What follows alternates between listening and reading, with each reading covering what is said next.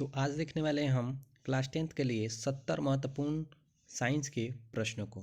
तो बने रहिएगा वीडियो के अंत तक ताकि पूरा 70 प्रश्नों का डिटेल एक्सप्लेनेशन समझ में आ सके। तो हमारा पहला क्वेश्चन है कि किस दर्पण की फोकस दूरी ऋणात्मक होती है।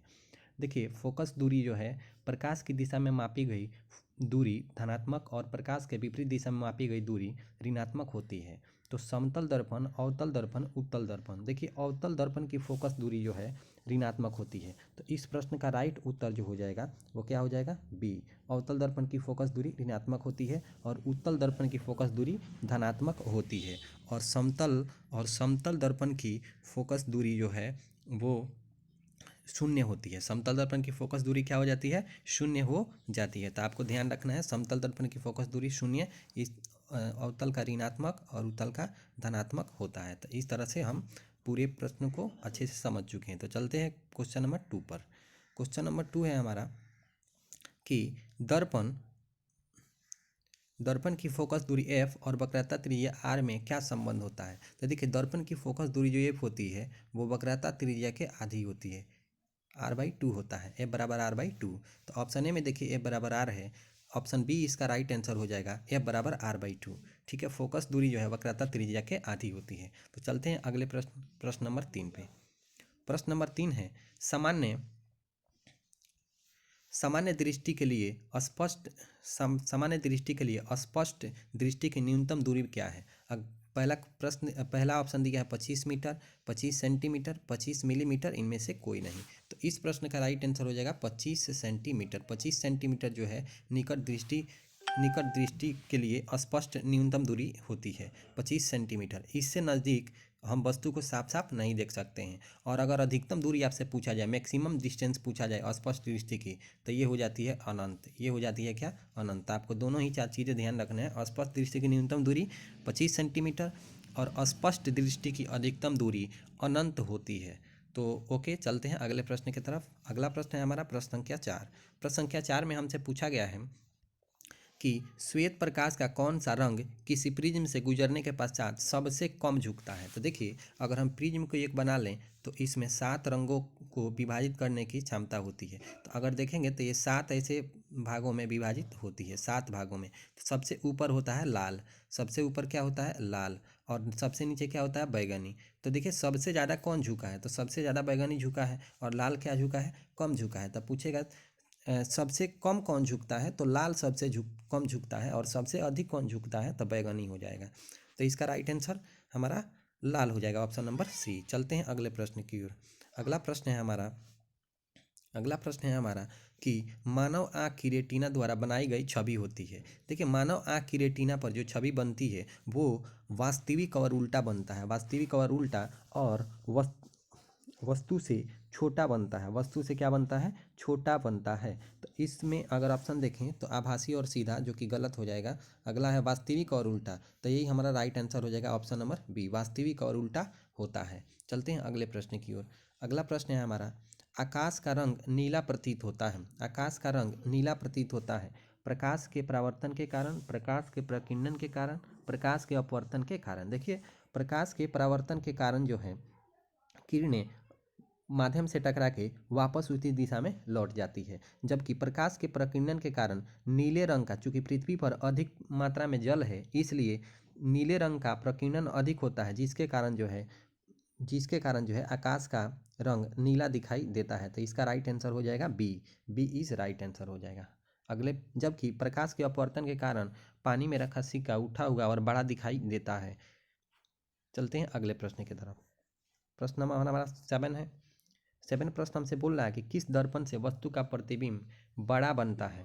देखिए, समतल दर्पण में वस्तु का प्रतिबिंब वस्तु के बराबर बनता है।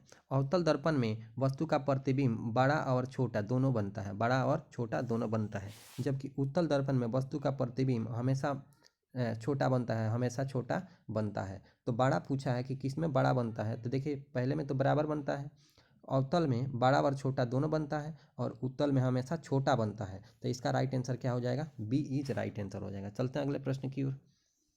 अगला प्रश्न है हमारा क्वेश्चन नंबर 8। क्वेश्चन नंबर 8 हमसे कहता है कि निम्नलिखित में कौन सा लेंस निकट दृष्टि दोष को ठीक करने के लिए उपयोग किया जाता है? तो देखिए दोष जो है मुख्यतः 3 प्रकार के होते हैं, निकट दृष्टि दोष, दूर दृष्टि दोष और ज़रा दृष्टि दोष। तो निकट, ऐसे आपको ध्यान रखना है, निकट, निकट में 3 अक्षर हैं, तो 3 अक्षर वाला 4 अक्षर वाला आंसर होगा, 3 अक्षर वाला 4 अक्षर वाला आंसर होगा, तो अवतल हो जाएगा। निकट में 3 अक्षर हैं तो इसमें क्या हो जाएगा, अवतल लेंस हो जाएगा, अवतल लेंस। और जब दूर बोलेगा तो दूर में 2 अक्षर हैं तो 3 अक्षर वाला उत्तर हो जाएगा। दूर दृष्टि के लिए हम उत्तल लेंस का प्रयोग करेंगे और निकट दृष्टि के लिए हम अवतल लेंस का प्रयोग करेंगे। तो इस प्रश्न का सही उत्तर हमारे लिए हो जाएगा क्या, अवतल लेंस प्रयोग करेंगे निकट दृष्टि दोष में। चलते हैं अगले प्रश्न की ओर। अगला प्रश्न है हमारा क्वेश्चन नंबर 9 है, निम्न में कौन उपकरण विद्युत धारा की उपस्थिति दर्शाता है? पहला है गैल्वेनोमीटर, अगला है मोटर, उसके बाद है जनरेटर और उसके बाद है वोल्टमीटर। देखिए वोल्टमीटर से हम वोल्टेज नापते हैं, वोल्टमीटर से वोल्टेज नापते हैं। जनरेटर एसी धारा देता है, जबकि मोटर विद्युत से चलने वाला एक उपकरण है। तो हमारा एक ही आंसर बच गया क्या, गैल्वेनोमीटर से हम विद्युत की उपस्थिति और विद्युत धारा की उपस्थिति मापते हैं। तो option number A is right answer हो जाएगा। अगला प्रश्न देखते हैं, अगला प्रश्न देखते हैं कि दाएं हाथ के अंगूठे के नियम को किसने प्रतिपादित किया था? ऑप्शन है ऑटर्ड, फ्लेमिंग, आइंस्टीन और मैक्सवेल। तो देखिए दाएं हाथ के नियम को मैक्सवेल ने प्रतिपादित किया था। यह जो है विद्युत धारा के चुंबकीय प्रभाव से संबंधित नियम है, जो कि किसने दिया था, मैक्सवेल ने दिया था। अगला प्रश्न हमारा हो जाएगा विभवांतर। विभवांतर मतलब वोल्ट, विभवांतर का एसआई मात्रक क्या है? तो इसका आंसर हो जाएगा वोल्ट। विभवांतर का एसआई मात्रक वोल्ट होता है, जबकि ओम प्रतिरोध का मात्रक होता है, एम्पीयर धारा का और कूलम आवेश का मात्रक होता है। तो इसका राइट आंसर ए हो जाएगा। चलते हैं अगले प्रश्न में। अगला प्रश्न है हमारे पास कि निम्नलिखित में किस संयोजन द्वारा प्रतिरोध का मान बढ़ता है? निम्नलिखित में किस संयोजन द्वारा प्रतिरोध का मान बढ़ता है?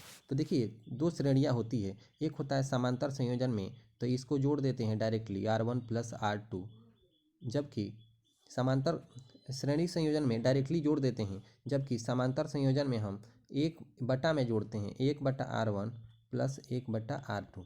तो देखिए ऑब्वियसली किसका, श्रेणी क्रम के संयोजन में मान अधिक आएगा, तो इसका राइट आंसर क्या हो जाएगा, ए हो जाएगा। और समांतर क्रम में प्रतिरोध का मान कम आता है।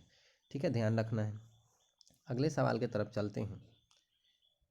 चुंबकीय बल रेखाओं की प्रकृति क्या होती है? चुंबकीय बल रेखाओं की प्रकृति क्या होती है? एक है काल्पनिक और एक है वास्तविक, और एक है काल्पनिक और वास्तविक दोनों। तो देखिए चुंबकीय बल रेखाओं की जो प्रकृति होती है वो काल्पनिक होती है, वास्तव में नहीं होती है। ऐसा माना जाता है कि यहाँ तक चुंबकीय बल रेखाएं हैं, तो ये काल्पनिक होती है, वास्तव में नहीं होती है। तो option A is right answer.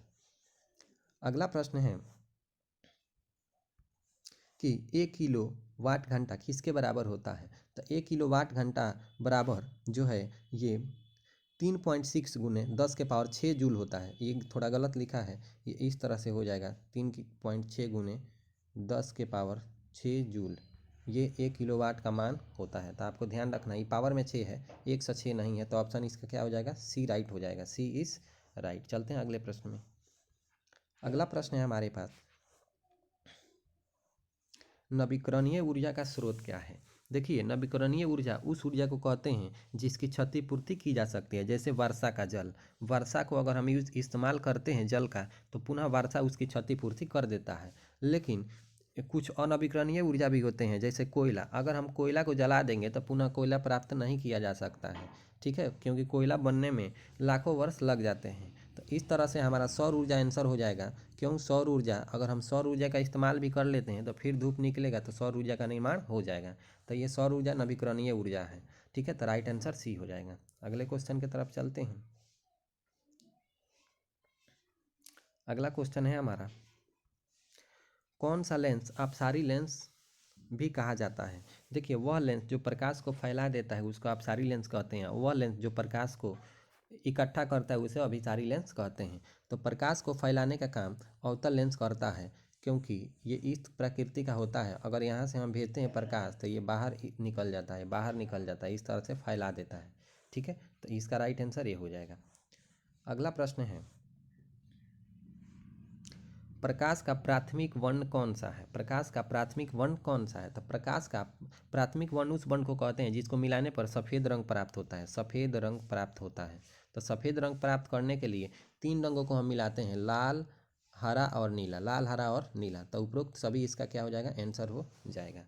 तो उपरोक्त सभी, ऑप्शन डी। अगला क्वेश्चन चलते हैं।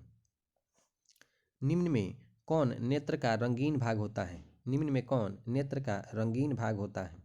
निम्न में कौन नेत्र का रंगीन भाग होता है? देखिए, नेत्र का रंग जो है, किसी किसी की नीली आंखें होती है और किसी किसी की काली और भूरी आंखें होती है। यह आइरिस के कारण होता है। किसके कारण होता है? आइरिस के कारण होता है। आइरिस का जो कलर होगा वही आँख के कलर होता है। तो इसका ऑप्शन डी हो जाएगा। चलते हैं अगले क्वेश्चन की ओर। अगला क्वेश्चन है हमारे पास, 1 हॉर्स पावर बराबर होता है। 1 हॉर्स पावर बराबर होता है। तो देखिए, 1 हॉर्स पावर बराबर 746 वाट होता है। याद रखना है आपको, यह जो है शक्ति का मात्रक होता है, हॉर्स पावर। ठीक है। बड़े बड़े व्यावसायिक जो है कारखानों में जो है इस पावर का जो है इसका उपयोग किया जाता है शक्ति को मापने में। शक्ति का मात्रक होता है क्या? Horse power. Option A is right answer. अगला प्रश्न है, विशालक शीशा मैग्नीफाइड ग्लास होता है। अवतल लेंस, उत्तल लेंस, अवतल दर्पण और उत्तल दर्पण। तो इस प्रश्न का सही उत्तर हो जाएगा हमारा विशालक शीशा अवतल लेंस होता है।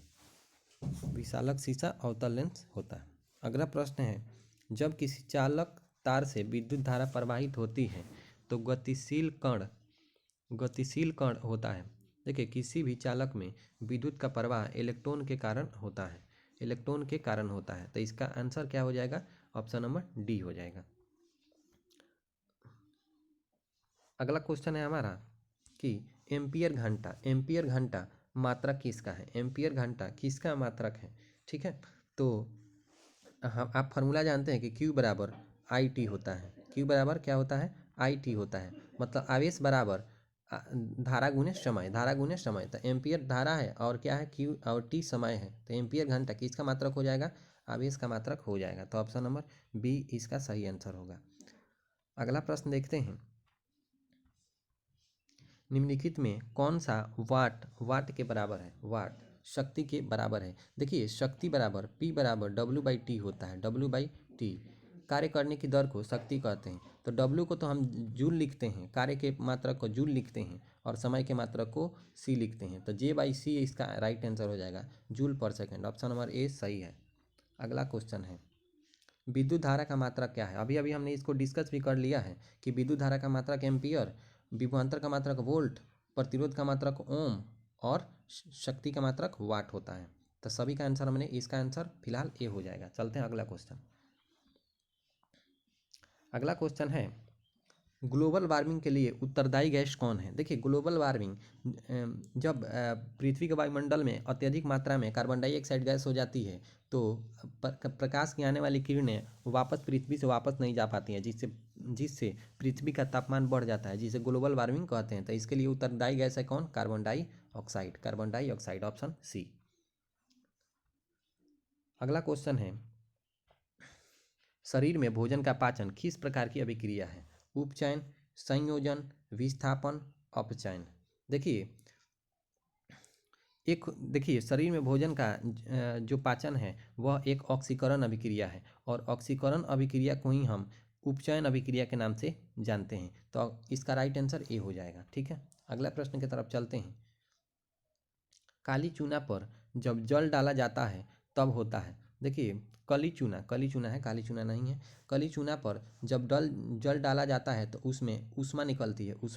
और जिस अभिक्रिया से ऊष्मा निकलती है उसको ऊष्माक्षेपी अभिक्रिया कहते हैं। जिस अभिक्रिया में ऊष्मा का ह्रास होता है उसमें ऊष्मा शोषी माने शोषण हो जाता है, ऊष्मा शोषी कहते हैं। फिलहाल ये ऊष्माक्षेपी अभिक्रिया है, ऑप्शन ए। अगला प्रश्न है, निम्नांकित में कौन सबसे अधिक अभिक्रियाशील है? निम्नांकित में कौन सबसे अधिक अभिक्रियाशील है? कॉपर और पारा और सिल्वर और जो है सोना। ठीक है। तो इसमें सबसे अधिक अभिक्रियाशील कौन हो जाएगा? कॉपर हो जाएगा, ऑप्शन ए। चूना जल का रासायनिक सूत्र क्या है? चूना जल का रासायनिक सूत्र क्या है? तो इसका रासायनिक सूत्र हो जाएगा कैल्शियम हाइड्रोक्साइड। कैल्शियम हाइड्रोक्साइड चूना जल का रासायनिक सूत्र है। काली चूना का सूत्र CaO है, और कैल्शियम क्लोराइड जो है, और कैल्शियम ऑक्सीक्लोराइड जो बेकिंग सोडा का सूत्र है। अगला चलते हैं अगला प्रश्न में। कोई विलयन लाल लिटमस को नीला कर देता है, कोई विलयन लाल को नीला कर देता है तो उसके pH मान होगा। तो देखिए, लाल लिटमस को नीला वह करता है जो अम्ल होता है, तो अम्ल का pH मान 7 से कम होता है। क्षार का pH मान 7 से अधिक होता है। pH मान 0 से लेकर के और 14 तक की संख्या में होती है। तो आपको ध्यान रखना है, 0 से लेकर के 14 तक की संख्या में होती है। तो एक ही 7 से कम एक ही ऑप्शन है, ऑप्शन सी राइट है। अगला प्रश्न है, एल्केलाइन में कार्बन के बीच कितने सहसंयोजक बंधन होते हैं? कितने सहसंयोजक बंधन होते हैं? तो इस प्रश्न का राइट आंसर हो जाएगा सी, ऑप्शन सी, 3 होते हैं। अगला प्रश्न है, ग्लूकोज का आणविक सूत्र क्या होता है? ग्लूकोज का आणविक सूत्र क्या होता है? ग्लूकोज का आणविक सूत्र होता है C6H12O6, C6H12O6 होता है। तो यही ऑप्शन ढूंढना है, C6H12O6, ऑप्शन यही सही है। उच्च वसीय अम्लों में सोडियम लवण कहलाते हैं। देखिए, उच्च वसीय अम्लों में जो सोडियम लवण होते हैं उससे साबुन का निर्माण किया जाता है, तो ऑप्शन ए सही हो जाएगा। अगला क्वेश्चन है, CHO अभिक्रियाशील मूलक को कहते हैं। CHO अभिक्रियाशील मूलक, देखिए अल्कोहल का अभिक्रियाशील मूलक OH होता है, ठीक है। कीटोन का ये C इस तरह से होता है, इसका क्या हो जाएगा? एल्डिहाइड हो जाएगा। क्या हो जाएगा? ऑप्शन ए सही हो जाएगा। आवर्त सारणी के किसी आवर्त में बाएं से दाएं जाने पर तत्वों की परमाणु त्रिज्या घटती है। तत्वों की परमाणु त्रिज्या क्या हो जाएगी? घटेगी, ठीक है। जबकि इसी में समूह में ऊपर से नीचे आने पर तत्वों की परमाणु त्रिज्या क्या होती है? बढ़ती है। तो इसका ऑप्शन ए राइट हो जाएगा। इसमें है, निम्न तत्वों को उनके आधातु गुण के अनुसार बढ़ते क्रम में सजाइए। तो आधातु गुण के अनुसार सबसे पहले बढ़ता क्रम, इसका ऑप्शन बी हो जाएगा सही। पहले लिथियम होगा, बेरिलियम होगा, कार्बन होगा, ऑक्सीजन होगा, फ्लोरीन होगा। राइट आंसर बी हो जाएगा। अगला प्रश्न लेते हैं, सिलिकॉन क्या है? तो देखिए, सिलिकॉन हो गया, जर्मेनियम हो गया, आर्सेनिक हो गया, ये उपधातु के उदाहरण हैं। किसके उदाहरण हैं? उपधातु के उदाहरण हैं। अगला प्रश्न है, कौन विद्युत धनात्मक तत्व है? कार्बन, क्लोरीन, सोडियम और फास्फोरस। तो विद्युत धनात्मक तत्व यही हो जाएगा, जो धातु होते हैं विद्युत धनात्मक होते हैं। सोडियम एक धातु है, तो इसलिए इसका आंसर हो जाएगा क्या? सी हो जाएगा। अगला प्रश्न है, टिहरी बांध का निर्माण किस प्रदेश में किया गया है? टिहरी बांध का निर्माण किस प्रदेश में किया गया है? तो टिहरी बांध का निर्माण उत्तराखंड में किया गया है। कहाँ किया गया है? उत्तराखंड में। यह भारत का सबसे ऊंचा बांध है। यह भारत का सबसे ऊंचा डैम कौन सा है? टिहरी डैम है। अगला प्रश्न है, निम्नलिखित में किस धातु को किरोसिन में डुबो के रखा जाता है? किस धातु को? तो सोडियम को किरोसिन में डुबो के रखा जाता है, जबकि श्वेत फास्फोरस को जल में डुबो के रखा जाता है। जबकि श्वेत फास्फोरस को, एक मिनट रुकेंगे, जल में डुबो के रखा जाता है। जबकि श्वेत फास्फोरस को जल में डुबो के रखा जाता है। जबकि श्वेत फास्फोरस को जल में डुबो के रखा जाता है। चलिए लेते हैं, फिर से आ गया क्वेश्चन, थोड़ा टेक्निकल इशू हो गया था। तो इसका राइट आंसर आप देखेंगे सोडियम हो जाएगा, ऑप्शन बी। अगला चलते हैं, क्वेश्चन नंबर बी। अपमार्जक से क्या बनाए जाते हैं? अपमार्जक मीन्स सरफ से क्या बनाए जाते हैं? Surf Excel, shampoo, easy Surf. तो इसका राइट आंसर हो जाएगा डी, सभी हो जाएगा। सौर सेल में किसका उपयोग किया जाता है? देखिए, सौर सेल में जो है हम लोग सिलिकॉन का जो कि उपयोग हम लोग करते हैं। सिलिकॉन का जो कि अर्धचालक है, सिलिकॉन क्या है? अर्धचालक है, सिलिकॉन का उपयोग करते हैं। तो ऑप्शन बी हो जाएगा। अगला क्वेश्चन है, निम्नलिखित में से किसका उपयोग खाना बनाने में किया जाता है? खाना बनाने में किया जाता है। तो देखिए, खाना बनाने में जो है हम सभी का, CNG का भी करते हैं, LPG का भी करते हैं, बायोगैस का भी और कोयला का भी। खाना बनाने में इन सभी का प्रयोग किया जाता है,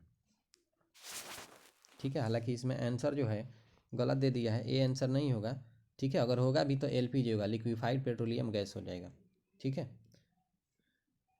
लिक्विफाइड पेट्रोलियम गैस हो जाएगा, ठीक है। तो इसका आंसर सुधार लीजिएगा, इसका आंसर क्या हो जाएगा? बी हो जाएगा इसका आंसर बी हो जाएगा।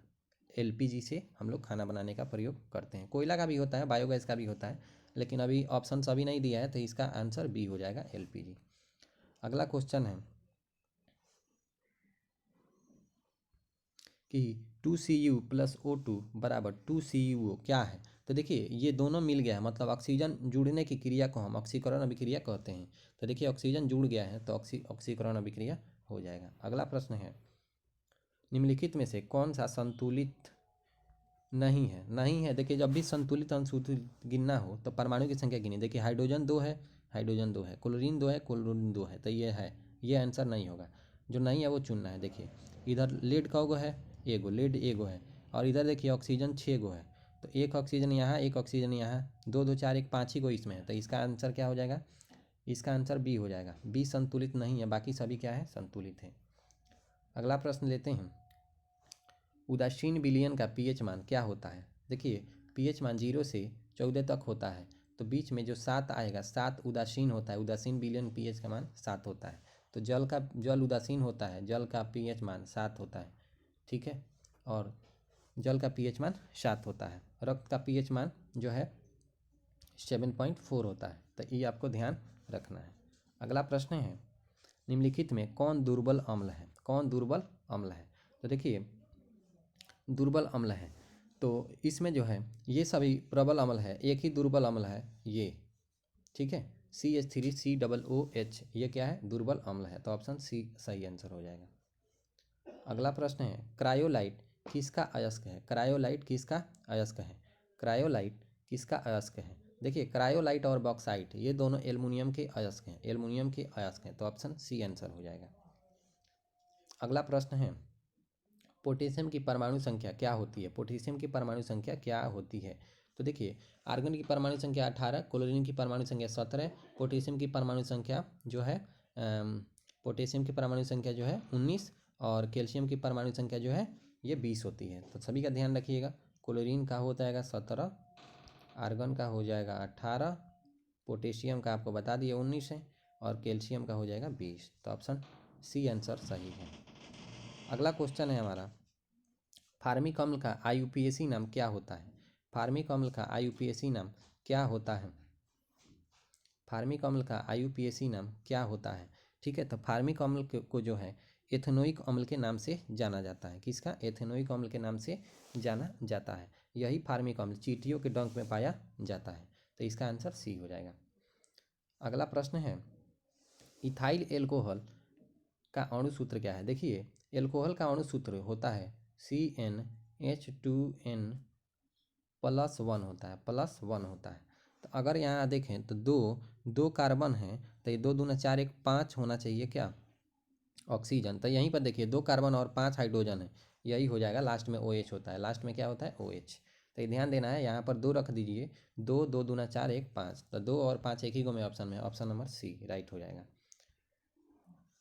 अगला फार्मूला है, एल्काइन कौन है। एल्काइन कौन है, देखिए एल्काइन का सूत्र होता है CnH2n +2 होता है, मतलब 2 गुना से 2 अधिक होना चाहिए। तो देखिए 2 2 है, इतना नहीं होगा, 2 गुना से 2 अधिक, 2 दूना 4 और 2 6, यही सी बी ऑप्शन सही हो जाएगा। 2 गुना से 2 अधिक, तो अगर यहाँ 2 है तो 2 दूना 4 और 2 जोड़ दीजिए, 6 आ जाएगा, ऑप्शन बी। अगला प्रश्न है, चीनी का रासायनिक सूत्र क्या है। चीनी का रासायनिक सूत्र क्या है, तो चीनी का रासायनिक सूत्र आपको ध्यान रखना है कि C12H22 और O11 होता है, ये चीनी का हो गया, ठीक है, तो चीनी का ये है। और C6 option B right answer हो जाएगा। और C6H12O6 ये किसका होता है, ये आपका हो जाता है किसका, ये आपका हो जाता है क्या नाम है उसका, देखिए दिमाग से उतर गया, ये आपका हो जाता है ग्लूकोज का हो जाता है C6H12O6। चलिए अगला प्रश्न लेते हैं। अगला प्रश्न लेते हैं, ये प्रश्न दोबारा रिपीट हो गया है, इसका आंसर क्या हो जाएगा 3। श्वसन के अध्ययन के लिए उपयोग किए जाने वाले बीज हैं। श्वसन के अध्ययन के लिए उपयोग किए जाने वाले बीज हैं, तो इसका आंसर हो जाएगा अंकुरित बीज। बीजों को हम श्वसन के अध्ययन के लिए उपयोग करते हैं, ऑप्शन बी। अगला प्रश्न है, मानव वृक्क क्या है। मानव वृक्क क्या है, तो मानव वृक्क जो है एक उत्सर्जन तंत्र की प्रणाली है, इसी के द्वारा जो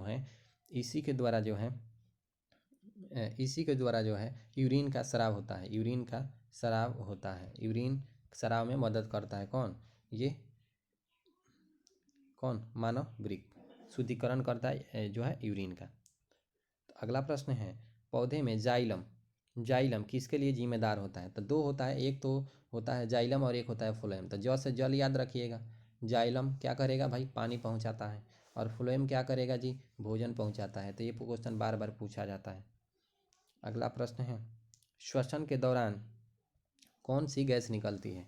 देखिए, श्वसन के दौरान कौन सी गैस निकलती है? तो कार्बन डाइऑक्साइड तो हम लोग लेते हैं, निकलती क्या है? ऑक्सीजन। ऑप्शन डी सही हो जाएगा। श्वसन के दौरान कौन सी गैस निकलती है? श्वसन के दौरान कौन सी गैस निकलती है? इसमें ऑप्शन, इसमें आंसर राइट कर लीजिएगा इसका। कार्बन डाइऑक्साइड तो हम लोग लेते हैं ना, लेकिन श्वसन के दौरान जो है क्या निकलती है? ऑक्सीजन निकलती है। ठीक है। अगला प्रश्न है, फलों को पकाने को निम्न में किसे नियंत्रित किया जाता है? फलों को पकाने को निम्न में किसे नियंत्रित किया जाता है? तो इसमें ध्यान रखिएगा, फलों को पकाने के लिए जो है एथिलीन है, इसे नियंत्रित किया जाता है। अगला प्रश्न है, न्यूरॉन का वह हिस्सा जहाँ जानकारी हासिल की जाती है उसे क्या कहते हैं? न्यूरॉन का वह हिस्सा जहाँ जानकारी हासिल की जाती है वहाँ के उसे क्या कहते हैं? उसे डेंड्राइट कहते हैं। क्या बोलेंगे? डेंड्राइट। यहीं पे जानकारी हासिल की जाती है। अगला प्रश्न है, निम्न में कौन आपातकाल हार्मोन है? आपातकाल हार्मोन है। ठीक है। तो एड्रेनल हार्मोन को आपातकाल हार्मोन कहा जाता है। इसे लड़ो और भागो हार्मोन भी कहा जाता है। अगला प्रश्न है, निम्नलिखित में कौन सी अनैच्छिक क्रियाएं नहीं हैं? देखिए, अनैच्छिक क्रियाएं उन्हें कहते हैं जो हमारी इच्छा के जिस पर हमारी इच्छा नहीं होती है। और ऐच्छिक क्रिया उसे कहते हैं जिस पर हमारी कंट्रोल होती है। जैसे उल्टी कभी भी आ सकती है, अत्यधिक लार निकलना, और दिल का धड़कन, और चबाना। देखिए, चबाना ऐच्छिक क्रिया है, ना कि अनैच्छिक क्रिया। मन करेगा तो चबाएंगे, और मन करेगा तो नहीं चबाएंगे। तो ऑप्शन क्या हो जाएगा? डी सही हो जाएगा। मानव में गर्भ की अवधि होती है, तो मानव में गर्भ की अवधि होती है लगभग 9 महीने। तो 9 से 30 में गुना कर दीजिए, तो 9 30 27, 270 दिन के आसपास होती है। तो ऑप्शन नंबर ए सही हो जाएगा। अगला है, गंगा एक्शन प्लान कब शुरू हुआ? गंगा एक्शन प्लान कब शुरू हुआ है? तो देखिए, गंगा की सफाई के लिए गंगा एक्शन प्लान 1985 में शुरू हुआ। अगला क्वेश्चन है, मुकुलन द्वारा अलैंगिक जनन निम्न में से किस में होता है? देखिए, मुकुलन द्वारा अलैंगिक जनन ईस्ट में होता है। किस में होता है? ईस्ट में। अमीबा में बाइनरी फ्यूजन होता है। बाइनरी, दो भागों में टूट करके जनन करता है। ये भी अलैंगिक जनन है, अमीबा भी। अगला चलते हैं, निम्न में कौन बीमारी श्वसन तंत्र से संबंधित है?